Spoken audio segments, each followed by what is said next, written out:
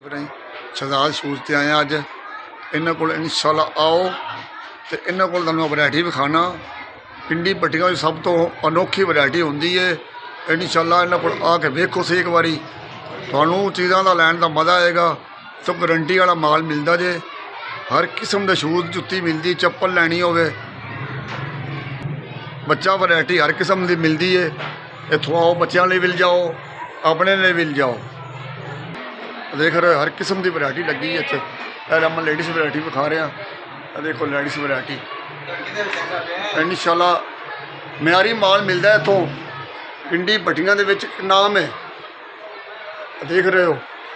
इंशाअल्लाह किसी को वैरायटी इस तरह की नहीं मिलेगी।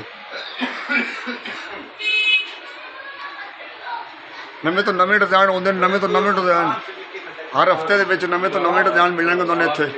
इत्थे आओ इंशाअल्लाह।